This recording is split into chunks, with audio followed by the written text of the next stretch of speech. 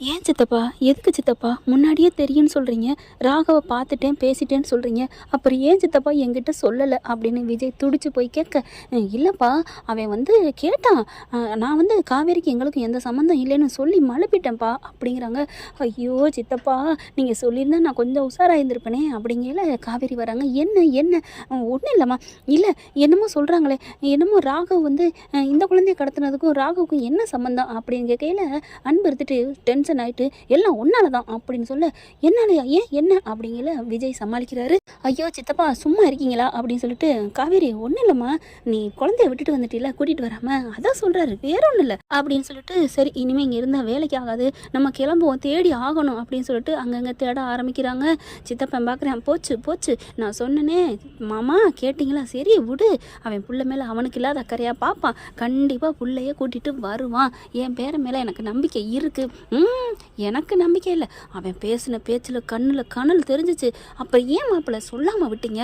சரி அவங்க 2 பேரும் பிரிஞ்சிருக்காங்களேன்னு நான் நினச்சேன், இப்போ இந்த மாதிரி அவனு யாருக்கு தெரியும், போட்டோம் போட்டோம் அப்பன்னு ஆத்தாலும் தானே அந்த பிள்ளைய தொலைச்சாங்க அப்படின்னு சொன்னோன்னே ராதாவுமே சும்மா இருக்கீங்களா, ஏங்க என்கிட்ட கூட சொல்லலை, விடுடி இப்போ சொல்லாதான் பெருசா, அவன் என்ன பண்ணிட்டான்னு தெரியல, அதுக்கு இப்போ பார்க்குறத விட்டுட்டு சரி மாமா நானும் போய் தேடுறேன் அப்படின்னு அங்கிட்டு தேட ஆரம்பிக்கிறாங்க.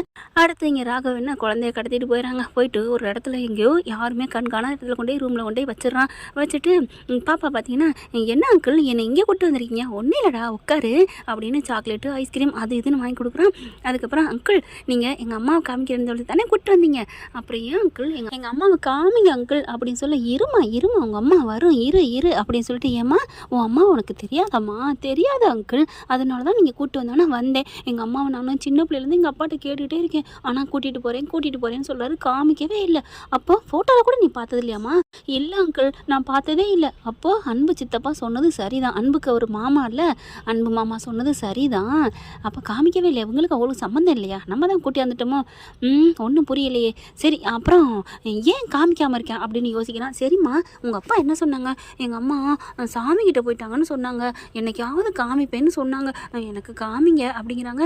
சாமிக்கிட்ட போயிட்டாங்க, ஓ ஆமாம் அன்பு மாமா சொன்னார், அந்த பிள்ளைக்கு எல்லாமே சுயநினைவு போயிடுச்சு, பிரிஞ்சாச்சு, அதனால எதுவுமே சொல்லாமல் வச்சுருக்காங்கன்னு, ஏதாவது உடம்புக்கு ஆயிருமேன்ட்டு.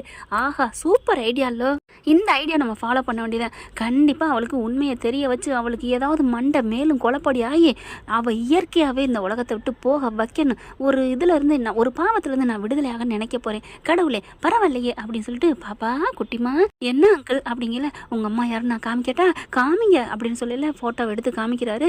பார்த்தா இங்கே பார் அப்படின்னு சொல்லிட்டு, எங்கள் காவேரி மிஸ்ஸு உங்கள் மிஸ்ஸா, இதுதான் உங்கள் அம்மா. எங்கள் அம்மாவா? ஆமாம், உங்கள் அப்பாவும் உங்கள் அம்மாவும் கல்யாணம் பண்ண ஃபோட்டோ பாரு அப்படின்னு சொல்லி காமிக்க, ஆமாம் எங்கள் அம்மா அப்பாவும் கல்யாணம் பண்ணிக்க, அப்படியே என்கிட்ட சொல்லலை அப்படின்னு சொல்லிட்டு அடுக்கடுக்கா கேள்வி கேட்க, அப்பா அறிவு தான், இரு சொல்கிறேன் இரு அப்படின்னு சொல்லிட்டு, என்ன சொல்லலாம் இதுகிட்ட அப்படின்னு யோசிக்கிறேன். விஜயை பற்றி தப்பாக சொன்னால் காவேரி கூட சேர்ந்துரும் இந்த பிள்ளை, காவேரி பற்றி தப்பாக சொன்னால் தான் அப்பையும் கூட சேர்ந்துட்டு ஆத்தால பிடிச்சி அலப்பி எடுக்க காவேரி பைத்தியம் பிடிச்சி ஏதாவது பண்ணணும், நமக்கு ஃபஸ்ட்டு டார்கெட்டு காவேரி தான் அப்படின்ட்டு. இங்கே பாருமா உங்கள் அம்மா பொல்லாதவங்களா இருந்து உங்கள் அப்பாட்ட வந்து விடுதலை ஓடி போயிட்டாங்க, உன் பிள்ளையும் வேணாம் நீயும் வேணான்ட்டு, என்ன அங்கிள் சொல்கிறீங்க? ஆமாம்மா எல்லாமே உங்கள் அம்மா மேலே தான் தப்பு அப்படின்னு சொல்ல, இல்லையே எங்கள் மிஸ்ஸு ரொம்ப நல்லவங்களாச்சே, அப்படிதாம்மா தெரியும், ஒரு நேரம் நல்லவங்களா இருக்கும், அடுத்த நேரம் பேய் மாதிரி என்ன பண்ணும்னே தெரியாது அப்படிங்கிற நினச்சி பார்க்குறாங்க. அன்னைக்கு பூரா நடந்ததை, நீ தலையாக போய் உட்காந்து சாப்பிடு, நீ அது என்கிட்ட பேசாத அப்படின்னு மிரட்டினாங்க இல்லையா, அதை நினச்சி பார்த்துட்டு, ஆமாம் அங்கிள் அவங்க ஒரு நேரம் நல்லா பேசுனாங்க, ஒரு நேரம் அப்படி தான், எனக்கு நல்லா இப்போ தெரியுது அங்கிள் அப்படின்னு சொன்னேன், பார்த்தியா புரிஞ்சுக்கிட்டியா அப்படின்னு சொல்லிட்டு, நீ உங்கள் அம்மாட்ட போய் கேளு அப்படின்னு சொல்கிறாங்க.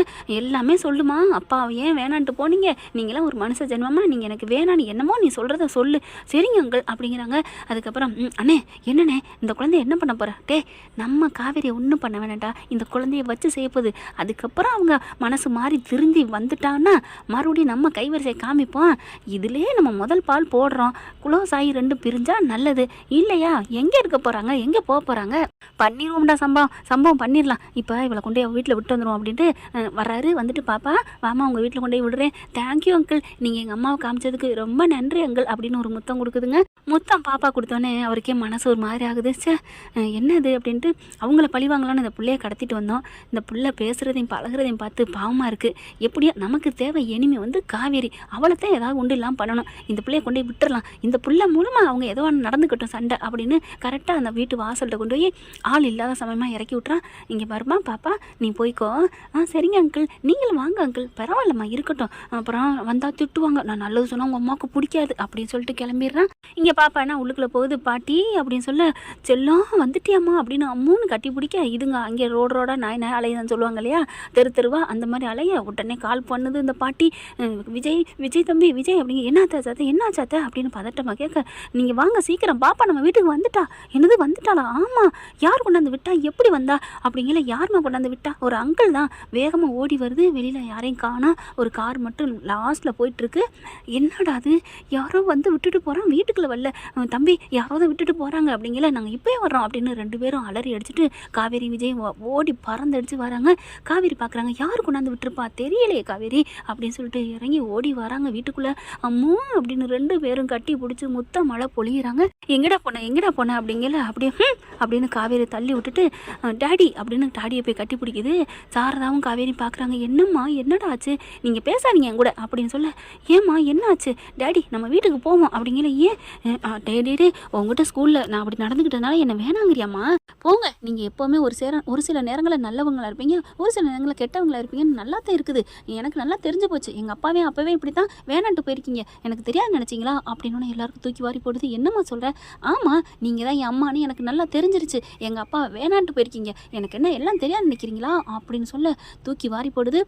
அம்மா என்னம்மா நடிக்காதீங்க, நீங்கள் உங்களை நான் அம்மான்னு சொல்கிறதுக்கு இதாக இருக்குது, ஆக்சிடெண்ட் ஆனிச்சு, அதுக்கப்புறம் உங்களுக்கு நினைவு போயிடுச்சு, அப்படியே எங்கள் அப்பா வேணான்ட்டு தானே போயிட்டீங்க, என்ன எனக்கு என்ன எல்லாம் தெரியாதுன்னு நினைக்கிறீங்களா, எல்லாம் தெரியும், அந்த அங்கிள் எல்லாம் சொல்லிட்டாரு அப்படின்னு தூக்கி வாரி போடுது காவேரிக்கு. என்னது அங்கிள் சொல்லிட்டாரா? அம்மா என்னம்மா என்னம்மா 2 பேரும் கல்யாணம் ஃபோட்டோவை அந்த அங்கிள் காமிச்சிட்டாரு, தெரியாதுன்னு நினைக்கிறீங்களா, அந்த ஃபோட்டோவை அனுப்பியிருக்காங்க எங்கள் பாட்டிக்கு, பாருங்க அப்படின்னு சொல்ல, பாட்டி காமிங்க. அது வந்து ஒன்றும் இல்லை, அட கொடுங்க, அவர் சொல்லிட்டாரு இந்த ஃபோட்டோ எனக்கு வேணும்னு கேட்டேன், பாட்டிக்கு அனுப்புறேன்னு சொல்லி அனுப்பியிருக்காரு அப்படிங்கல. வேகமாக காவேரி போய் பார்க்குது, விஜயும் காவேரியும் தாலி கட்டினது இருக்குது. ஆடி போகிறாங்க காவேரி. அப்போ தான் கேட்குறாங்க, என்ன நடக்குதுங்க, என்னம்மா இவ என் குழந்தைங்கிறா, இவர் என் புருஷங்கிறா, கடத்தினவன் யார், அதுவும் ராகவுங்கிறாங்க, பசுபதி பையனுக்கு என்ன இருக்குது சொல்கிறீங்களா இல்லையா அப்படின்னு சொல்லி கத்துறாங்க. அப்படியே மண்டையை பிடிச்சிக்கிறாங்க. அப்போ தான் விஜய் வந்துட்டு பொறுமை அப்படின்ட்டு காவேரி குட்டிமா என்ன பண்ணுறா, அப்பா இவங்க வேணாம் வாங்கப்பா அப்படிங்கல. குட்டி அம்மு அப்படிலாம் நினைக்காதடா, நான் அப்படிலாம் இல்லைடா அப்படின்னு காவேரி வந்து கெஞ்சுறாங்க. அதுக்கப்புறம் இதுக்கு மேலே நான் ஒன்று சொல்லாமல் இருக்க முடியாது அத்தை, பார்த்துக்கலாம், கடவுள் மேலே பாரத்தை போடுவோம், என் புள்ளனால என் பொண்டாட்டியும் பிரியக்கூடாது, என் பொண்டாட்டினால என் பிள்ளையும் பிரிஞ்சு இனிமே இருக்கக்கூடாது அப்படின்னு சொல்லிட்டு காவேரி கூப்பிட்டு வச்சு உட்கார வைக்கிறாரு. உட்கார வச்சு குட்டிமா இங்கே வா அப்படின்னு அவங்களையும் மடியில் வச்சுக்கிறாங்க. காவேரிட்ட எதுவும் நினச்சிக்காதம்மா அப்படின்னு கையை பிடிக்கிறாரு, சோல்டரில் கையை வைக்கிறாங்க. காவேரி இப்படி பார்க்குறாங்க, ஒன்றும் இல்லை பொறுமையாக இரு அப்படின்னு சொல்லிட்டு அதுக்கப்புறம் ஃபோட்டோவை தன்னோட மொபைல்லேருந்து காமிக்கிறாரு.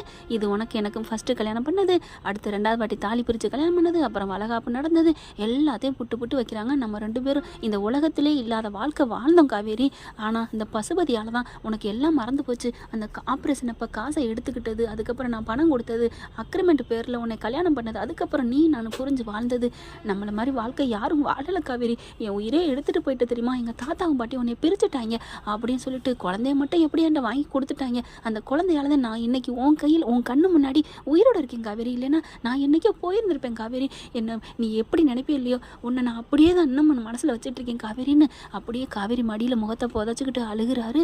குட்டிமா பார்க்குது, அப்பா அம்மா மேலே எந்த தப்பு இல்லையா டாடி அப்படின்னு சொல்ல, ஆமாம்மா அம்மா ரொம்ப நல்லவம்மா அப்படின்னோடனே, டாடி மம்மி சாரி மம்மி, உங்களை பற்றி அந்த அங்கிள் தப்பாக சொன்னார், அதனால தான் நான் தப்பாக புரிஞ்சுக்கிட்டேன் அப்படின்னு சொன்னோன்னே, குட்டிமா நீ ஏன் பிள்ளையா அப்படின்னு சொல்லிட்டு அப்படி இருக்க கட்டிக்கிறாங்க. அம்மா என்னம்மா நடக்குதுங்க, அப்போது இவர் தான் என் புருஷன், நான் ஏமா சொல்லலை, இல்லடி உன் உடம்புக்கு ஏதாவது ஆயிரம்னு தாண்டி ஏமா இப்படிலாம் பண்ணுறீங்க அப்படின்னு சொல்லிட்டு செம்ம கோவம் கத்துறாங்க.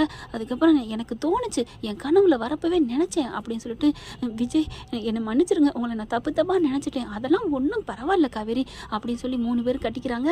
அப்பா அந்த ராகவ் கடத்திட்டு போயிட்டு 1க்கு 2 போட்டு கொடுத்துருக்கேன் பார்த்தியா, உன்னையும் என் பிள்ளையும் நம்ம பிள்ளையும் பிரிக்கிறதுக்கு அப்படின்னு விஜய் சொல்கிறாங்க. பரவாயில்லைங்க, கடவுள் இனிமேல் நம்மளை பிரிக்க மாட்டார் அப்படின்னு சொல்லிட்டு சாரதா சொல்கிறாங்க. 3 பேருமே ரிலாக்ஸ் ஆகுறாங்க. அப்படியே என்ன பண்ணுறதுன்னு தெரியல, அவ்வளோ ஒரு சந்தோஷம். காவேரி உனக்கு எதாவது நினைவு தெரியுதா? எனக்கு ஒன்றும் வரலைங்க, ஆனாலும் இவன் என் பிள்ளை, நீங்கள் புரிச்சேன், இதை நான் எந்த ஜென்மத்தில் யாராலும் என்கிட்ட இருந்து உங்களை பிரிக்க முடியாது, அந்த ராகவுக்கு வாங்க நம்ம போய் ஒரு முடிவை கட்டணும். என்ன நினச்சிட்டு இருக்கேன், என் பிள்ளைய கடத்தினவனா நான் விட்டுருவேனா, அந்தளவுக்கு இனிமேல் நான் விட மாட்டேன் அப்படின்னு புயலா சீரிப்பா இது கிளம்புங்க இப்போவே அப்படிங்கிறாங்க. இரு நாளைக்கு போவோம் பொறுமையாக இரு. எதையுமே நன்றே செய், அதை இன்றே செய், இப்போவே செய்யன்னு சொல்லியிருக்கு.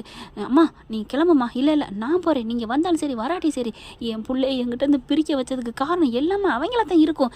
ஆக்சிடென்ட் ஆனது முதற்கொண்டு சொல்லியிருக்கானா அவனுக்கு எப்படி தெரிஞ்சிருக்கு பாருங்கள், நான் விட மாட்டேன், கிளம்புங்க அப்படின்னு விஜயும் காவேரியும் எப்படி சீறி பாயிறாங்க. என்ன ஃப்ரெண்ட், இப்படிலாம் போனால் நல்லா தானே இருக்கும். பார்க்கலாம் என்ன நடக்க போகுதுன்னு. தேங்க்யூ. இந்த வீடியோ உங்களுக்கு பிடிச்சிருந்தா தயவு செய்து லைக் பண்ணுங்க. இன்னும் அப்டேட்ஸ்க்காக சேனலை சப்ஸ்கிரைப் பண்ண மறக்காதீங்க.